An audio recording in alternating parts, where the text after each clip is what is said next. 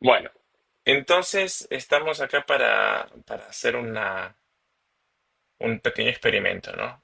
Tenemos este grupo de estudio y como hoy solamente ha podido venir Tere, se nos ocurrió que podemos grabar una de estas clases para mostrar a la gente cómo lo manejamos, por si alguien tiene interés en unirse, ¿no es cierto?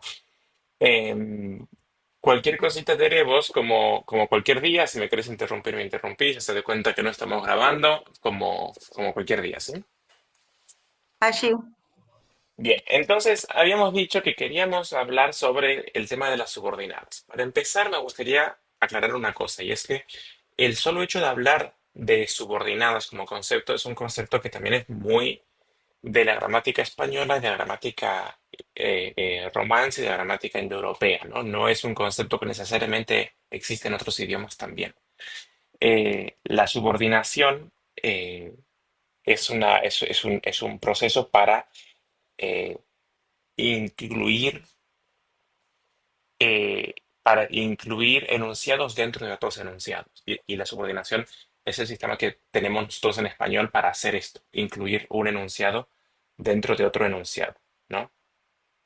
Entonces, si esto es un enunciado, por enunciado entendemos frases o cosas que se dicen, ¿no? Una idea que uno da. Por ejemplo, eh, mi hermano me pregunta, ¿no? Mi hermano me preguntó algo, ¿no? Eso es un enunciado. Y si yo digo, y otro enunciado sería lo que él me pregunta, ¿no? Por ejemplo, si me dice, ¿tenés hambre? Y eso es otro enunciado. Entonces, esto es un enunciado, mi hermano me pregunta y esto es, ¿tenés hambre? Entonces, si yo esto lo quiero incrustar acá, tengo en español unos recursos para hacer esto, que son conjunciones, ¿no? Mi hermano me preguntó si tenía hambre. Entonces, yo con la conjunción sí es lo que me sirve para incrustar esto en el otro enunciado, ¿no es cierto? ahí también sería que cada una de las oraciones que forman esta subordinada, cada una es independiente por sí misma, pero se pueden unir a través de esta conjunción. Claro, claro. O sea, no es que no es una subordinada. La subordinada es esta de acá, pero solamente en el momento en que se incrusta en el otro. ¿Sí? Mediante el sistema que es, uy, mediante el sistema que es la conjunción, la subordinación mediante una conjunción. ¿Sí? Ese es el sistema que usa el español, el sistema que usa el alemán, es el sistema que usa el inglés, ¿no? Hay muchas formas de incrustar un enunciado dentro de otro, ¿sí? ¿No? Y entonces es muy habitual cuando se habla en general, hablar de subordinación, pero en realidad lo que estamos hablando es incrustación de cláusulas, incrustación de enunciados, ¿no? Y esto en Ujú. inglés, en la gramática, se ha empezado a usar mucho más el término de embed, por incrustar, ¿no? Y dentro de esto, la subordinación es uno de los sistemas de incrustación, digamos, ¿no? Subordinación es lo que conocemos del español, el qué, el sí, todas estas cosas, ¿no? Ujú. El quichua, las lenguas quechuas tienen varios sistemas también, igual que el español también tiene varios sistemas, y otros idiomas también, pero el principal y el que me gustaría tratar hoy es la nominalización. Esto de la nominalización es un recurso que usan también otros idiomas, por ejemplo el turco y otras lenguas así, y es muy habitual entre lenguas aglutinantes, ¿no? Que es como el quichua, ¿no? Esto de juntar muchos sufijos, lo que llaman digamos, en la tradición santiagueña, lengua sufijadora, ¿no? Esto es a lo que se refieren, es lo que usan para decir aglutinante, ¿no? Y las lenguas aglutinantes tienden a tener mucha nominalización también, ¿no? Por una cuestión de evolución que tampoco interesa ahora mismo. Pero la nominalización significa que viste que hablábamos recién de cláusulas, ¿no? Que son enunciados, ideas, cosas que se dicen, ¿no? Lo que uno dice por lo general siempre gira en torno a un verbo, ¿sí? Ese es el núcleo de lo que uno dice, suele ser un verbo y todo lo demás son satélites, ¿no? El verbo indica una acción, entonces si no hay acción yo no tengo nada que decir, ¿no? La única excepción serían las cláusulas copulativas, donde yo lo único que estoy haciendo es dar una equivalencia, porque, por ejemplo, si digo, Tere es maestra. No estoy diciendo Tere y maestra es lo mismo, es una equivalencia. No hay una acción más que una identificación de Tere como maestra. Pero si yo digo, por ejemplo, Tere come pan, hay una acción, ¿no es cierto? Que es la acción de comer. Y tenemos los satélites, que es quién come y la cosa que está comiendo, ¿no? Entonces, la gran mayoría de los verbos denotan una acción. Entonces, cada uno de estos enunciados, si están expresando una acción, van a tener un verbo, ¿sí? Y el verbo Ujú, es el núcleo y es la parte más importante de esa oración. Es decir, yo puedo, de un enunciado como Tere come pan, puedo cambiar Tere y el enunciado se sigue entendiendo. Puedo decir, claro. incluso sacar pan y la idea en general se sigue entendiendo. Pero si yo digo Tere pan, no sabemos si es que está comiendo, que está comprándolo, que está haciéndolo, que está guardándolo. Cambia muchísimo más si yo cambio el verbo que si yo cambio cualquier otra de las cosas, ¿no es cierto? Y esto es lo que nos Ujú. muestra que el verbo es el centro de la acción. Entonces, ¿qué pasa? Cuando se habla de nominalización, lo que hacemos es convertir estos verbos en estructuras nominales. Y las estructuras nominales tienen unas características específicas. Yo, por ejemplo, esto les pregunto mucho a mis estudiantes de español. ¿Qué es un sustantivo? ¿Qué es un adjetivo? ¿Qué características tiene un verbo? ¿No es cierto?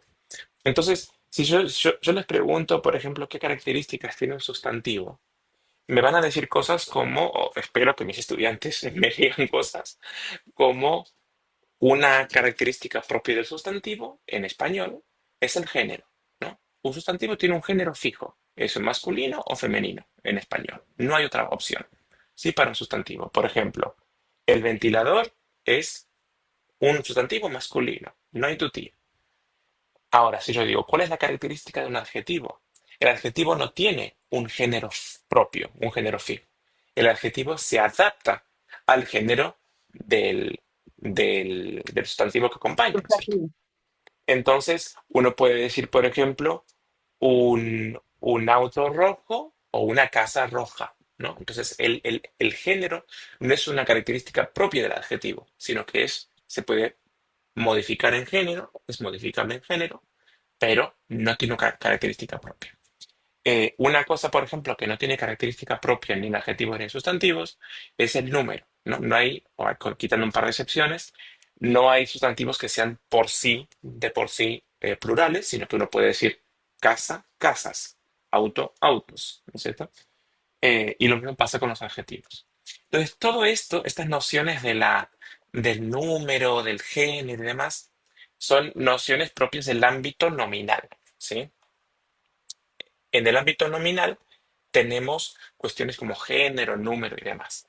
Y en el mundo verbal tenemos otras nociones. Si yo, por ejemplo, le pregunto a alguien cuáles son las características posibles de un verbo en español, no me va a decir género, ¿no? Porque el verbo en español no conoce el género.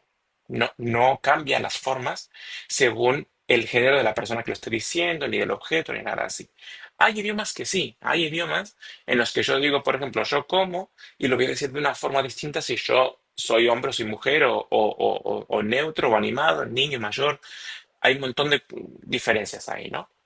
Pero por lo general, en español y en quichua también, no es el género, no es propio del mundo de lo verbal. Lo propio del mundo de lo verbal son cuestiones Ahí como el ¿cómo? número. El número Eh, sería el el número y la número, conjugación. La el número, conjugación. claro, la conjugación es la combinación de todas las características. O sea, en realidad, más que conjugación, es decir, la persona que, Persona, exactamente, el sufijo de persona. persona. Claro, tenemos la persona es un concepto propio de la. ¿Vos conocés a Susana Boscato? No, Ah, mira, es Ernesto. llegó Ernesto. Sí, me parece que sí, porque mandó un mensaje por WhatsApp. Debe estar conectado desde la cuenta de alguien que se llama Susana. Ah, tal vez, tal vez, tal vez. Hola. Hola Ernesto. Hola, Te cuento una cosita. Con Tere decidimos que vamos a grabar esta clase para ver si a alguien le interesa verla en internet y subirla a YouTube y demás. Así que yo estoy contando cosas sobre la subordinación y vos estás, con mucho gusto te puedes quedar y hacer la clase como si nada. Estamos charlando como siempre. si quieres me voy, ¿eh? No, no, no, no, no. Al contrario. Estamos haciendo el encuentro como lo hacemos siempre, solamente para mostrar a la gente cómo trabajamos en esos encuentros. Bien. ¿Sí?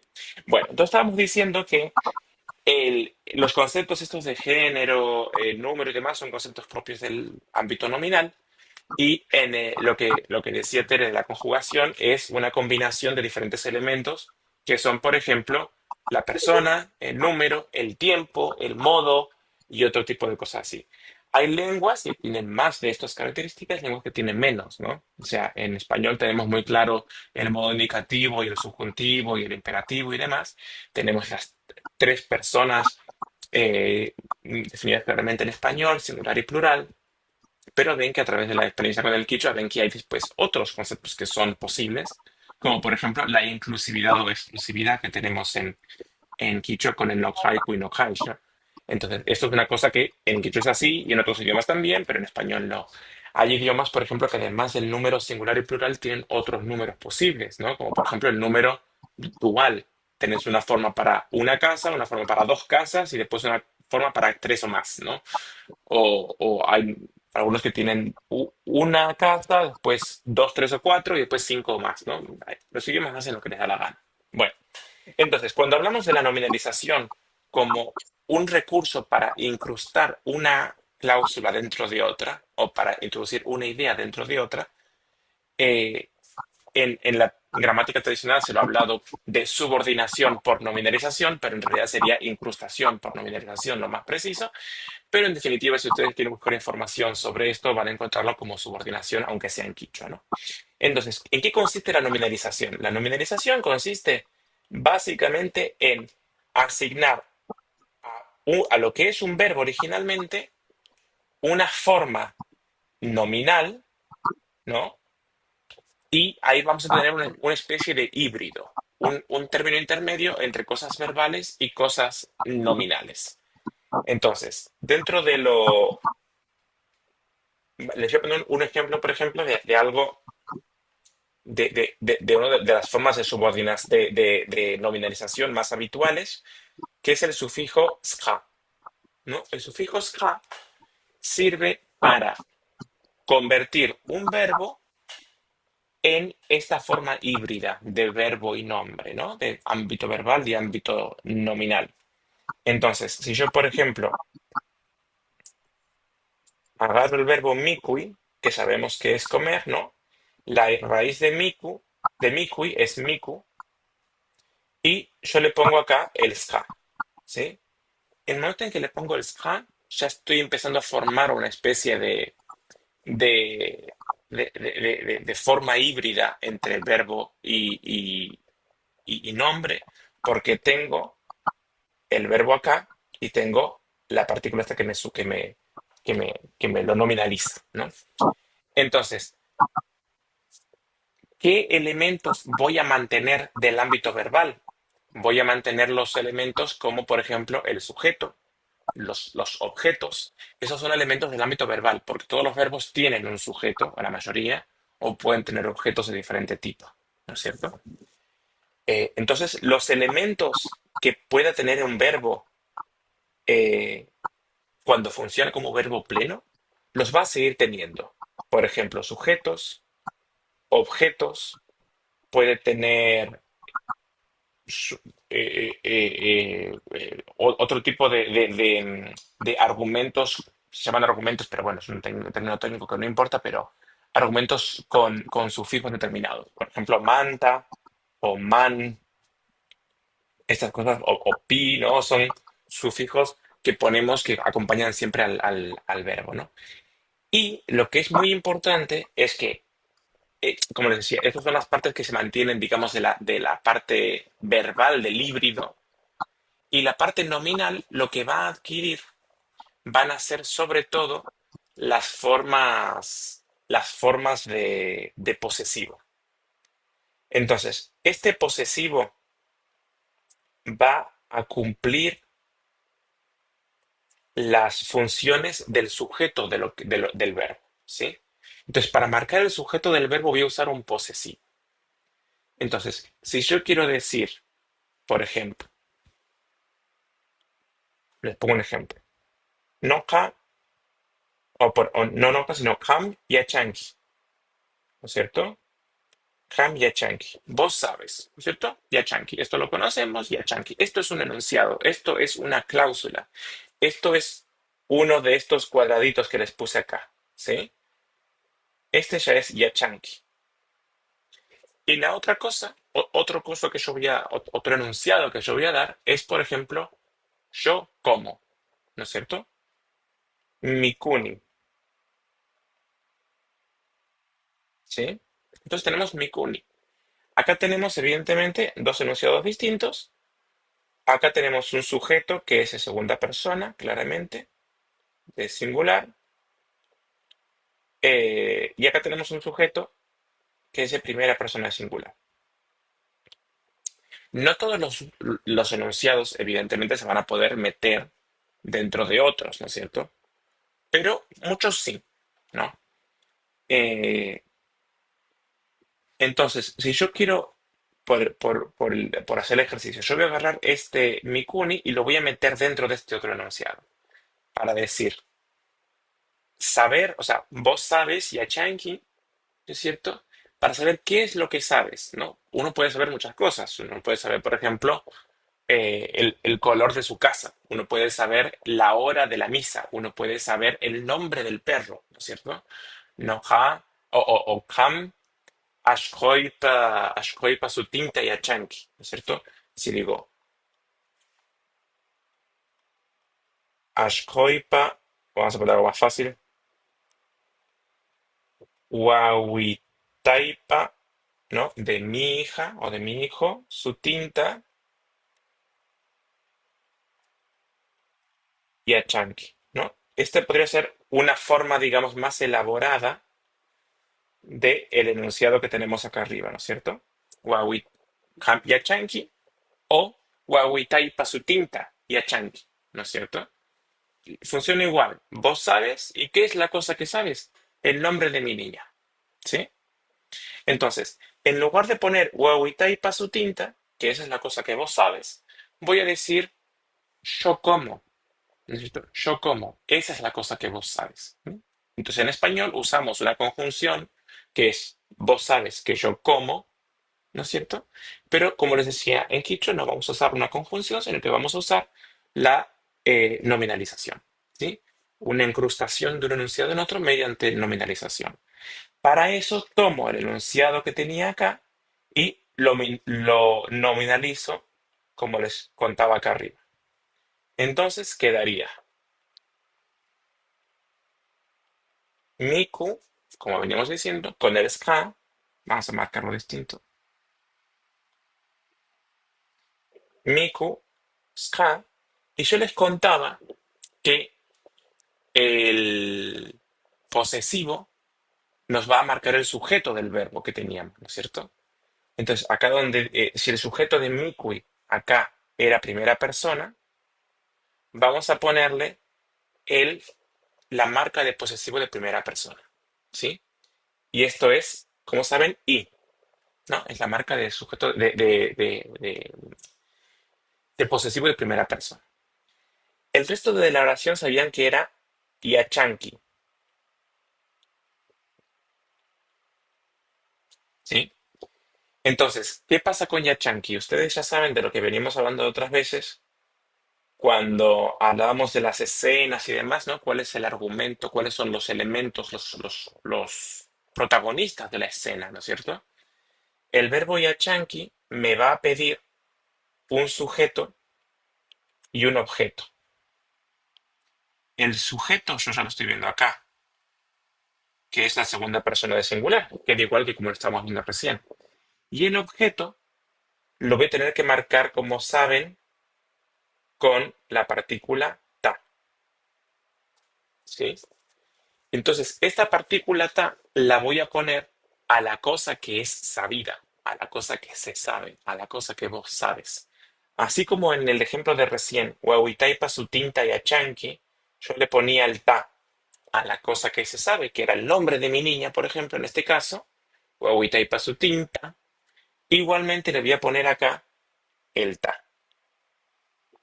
Entonces, la forma que se usa entonces para incrustar la idea yo como a la idea vos sabes es esta, ¿no? Entonces queda, en lugar de decir no kami kuni, kami chanki, ¿no? En el contexto se entiende, ¿no? Se entiende algo así como yo como, vos sabes esto, ¿cierto?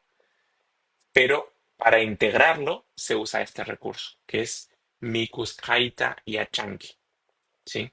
Acá lo que tenemos es, como les decía, una forma, una forma híbrida del, del verbo, de la forma verbal miqui, compuesta por la raíz, la partícula de nominalización, la marca del sujeto mediante el posesivo y la marca de acusativo. El acusativo se usa únicamente cuando lo requiere el verbo de la oración principal, el verbo donde está incrustado este híbrido, ¿no es cierto?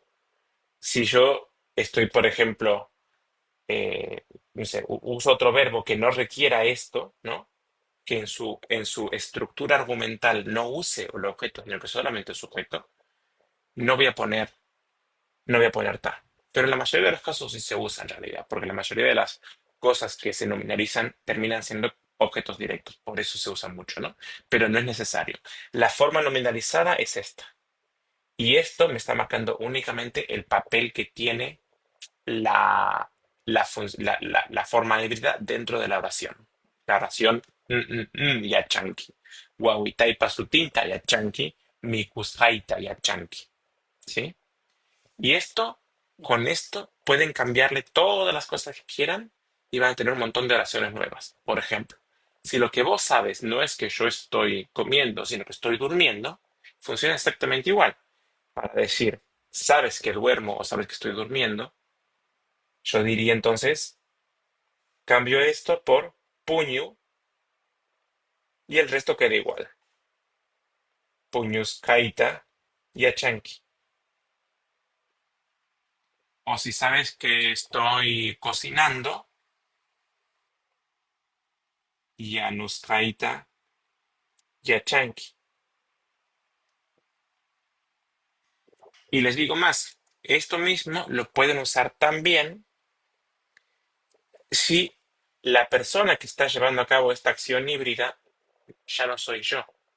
Por ejemplo, si quiero decir, vos sabes que él o que ella está comiendo, voy a usar la misma estructura que tenía acá, miku, y le voy a poner la partícula esta de nominalización, y me acuerdo de que la forma de marcar el sujeto del híbrido, perdón, antes de seguir con esto, saben que el resto va a quedar igual, ¿no es cierto? Va a quedar en Yachanki. La cuestión es qué es lo que vos sabes, ¿no es cierto? Entonces, acá lo que sabía, lo que sabías era que yo estoy comiendo. Ahora lo que queremos que se sepa es que él está comiendo, o ella. Entonces, vamos a modificar la parte del híbrido que me muestra el sujeto del verbo. Y saben que acá era el I, ¿no es cierto? Porque soy yo quien está comiendo. Si no soy yo quien está comiendo, sino que es él o es ella, en lugar de una Y ahí, lo que voy a tener es una A, una N. Uy, perdón, una N. Entonces, si esto de acá arriba se traduce por vos sabes que yo como, o vos sabes que como, esto de acá abajo sería vos sabes que come, o que él o ella come. Y lo mismo con todas las demás formas. Por eso yo siempre les insistía tantísimo al principio de apréndanse los sufijos de posesión, los sufijos posesivos, porque aparecen en todos lados. Con la importancia que tiene la nominalización, los sufijos posesivos los van a usar muchísimo, muchísimo más que solamente para expresar posesión, ¿sí? Entonces, ¿cómo les parece que quedaría esta frase, Mikuskaita yachanki, vos sabes que yo como? Si la persona que está comiendo no soy yo, sino que son todos mis hermanos, ¿cómo dirías? Vos sabes que ellos comen. ¿Alguno se anima?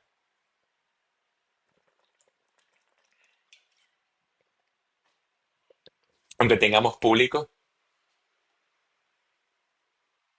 Están silenciados los dos, ¿eh? Si quieren hablar, tienen que quitarse el silenciado. Mikuscancuta Yachanki, Bien, vamos a ir por partes. Miku, Mikuscancuta, ska, ¿no? ¿sí? Y sobre todo el posesivo de tercera persona en plural, ¿cómo era? El posesivo. Eh, Nku, Con- Nkuna es más habitual. También se escucha un poco en Q, pero en cuna Nkuna, Cusca- también se Mikuscancuna, Cuscancunata. mikuskankunata yachanki. Mikuscancunata Yachanki. Sí, sí. Mikuskankunata. También se escucha mikuskankuta, ¿eh? Sin el la. Y esto es. Este es el gran misterio de la subordinación, de la normalización y demás. Todo se basa en esto. ¿Sí? Después tenemos algunos detallitos más que podemos seguir trabajando, como para ver cuestiones de temporalidad del verbo y demás, que vamos a ver en el próximo encuentro. ¿Puedo Pero darte un ejemplo? sí, ¿Puedo darte un ejemplo, Fede? A sí, ver si sí, está bien. sí. Munaskaita Ratinki. ¿Cómo es el verbo principal? ¿Cuál era? Ratin, ratinki, rantinki, Rantinki, sí. rantinki. Lo he pronunciado mal. Rantinki. Rantinki. Sabemos que ranti Es comprar es comprar. Con- Y nki es la segunda persona de, del sí, singular. segunda persona singular. Sí. ¿Y qué es? Entonces, tenemos una acción que es comprar, ¿no? Y la acción la está ejecutando la segunda persona, ¿sí? Entonces, la segunda persona, vos estás, o sea, compras algo, ¿no? Normalmente ese comprar es una cosa, ¿no? Botella tarantinki o teléfono tarantinki o tanta tarantinki, ¿no? Lo que sea. Pero en lugar de hacer referencia a la cosa que se compra con un sustantivo, como tanta o tortilla o mate o lo que sea, le ponemos este tipo de construcción para darle algo más complejo, ¿no? Y esto que es complejo es, decía Tere, Munaskaita. Munaskaita. munaskaita. Munaskaita. Entonces, ¿qué es lo que está comprando esa segunda persona? Lo que está comprando es, Lo que yo quiero. exactamente, que munai es querer, ska es esta partícula que decíamos subordinante y es lo que quiero yo Oh, y ta es la marca porque me lo pide el verbo principal, ¿no es cierto? ujú, Bien, bien. entonces, si munaskaita rantinki significa vos compras lo que yo quiero, ¿cómo sería yo compro lo que vos quieres? Unas, Eh, unas caiquitas Munaskaita, rantini. Munaskaikita rantini, exactamente. Munaskaikita rantini. Para describirlo, Munaskaikita rantini. ¿Y cómo dirían, por ejemplo, comprar lo que él quiera? Eh, buenas, munaskaita, buenas cartas mu- rantinki.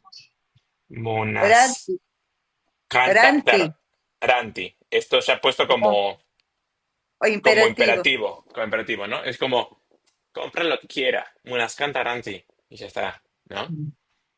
Ven que con un par de ajustes de estas partículas que están como metidas dentro de la palabra, le estamos cambiando todo el significado, ¿no? Esto es, yo les voy a proponer entonces que para la próxima semana escriban un par de oraciones de este tipo, eh, Dale.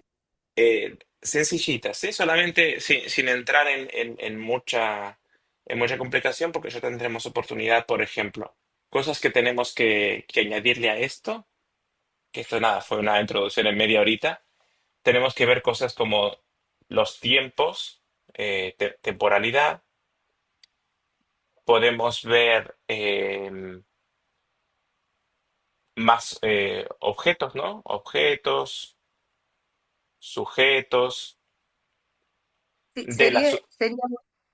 sería bueno también a ver, incorporar el tema el presente ya lo tenemos, pero el pasado o el Claro, futuro que no lo ubicamos muy bien, ¿no? eso es lo que pongo arriba con temporalidad, ¿no? ¿Mm? Esto es lo de temporalidad, ¿no? Vamos a ver, a incorporar diferentes marcos Tiempo, temporales en los que se da la acción, claro. Y vamos a ver también diferentes roles sintácticos que puede tener esta forma nominalizada dentro de la oración principal, ¿sí? bien, bien, bien. Eso suena muy teórico, pero lo vamos a intentar desarmar un No, poquito. pero está muy claro entenderlo así, está muy claro para entenderlo así. Por eso digo, cuando vieron que yo hace tiempo que vengo insistiendo en no traducir y demás, porque si a mí me dicen cómo se dice que, en Quichua no hay una palabra para decir que, en el sentido de comprar lo que quiera, o sé, ¿cómo era? El que teníamos recién, Yachanki, sabes que estoy comiendo, ¿no? Ese que no hay forma de traducirlo porque no tenemos esa función que en español no significa nada. Es únicamente una palabra que tiene una función dentro de la frase, pero no tiene un significado. ¿No es cierto? No tiene un Ah, referente en el mundo, tiene una función de la frase, dentro de la frase. Entonces, por eso no se puede traducir. Entonces, yo intento siempre insistir en esto de entender el sistema así, y esta es la base para un montón de cosas más de subordinación que vamos a seguir viendo. muy ¿Sí? bien, estado muy Bueno, claro, gente, me ha sido genial. bueno, Ya Gracias, sé. Fede. Bueno, lamento haberme perdido el comienzo. quedó grabado, así que te lo voy a pasar igual para que lo Ah, reveas. ¿ya lo podés pasar, Federico? Sí, sí, ahora en ¿O lo podés cuanto ampliar? en cuanto se cierre la reunión, se convierte a MP4 y lo subo a alguna plataforma para que quede ahí y que la gente vea un poquito cómo trabajamos acá. Sí, por favor. ¿Sí? Gracias. Así, Muy Bueno, bien. que tengan Bueno, lindo así día. es. gracias. Gracias, Hasta luego. Igualdo. Hasta luego. Que la Nos pasen. vemos. Chao, chao.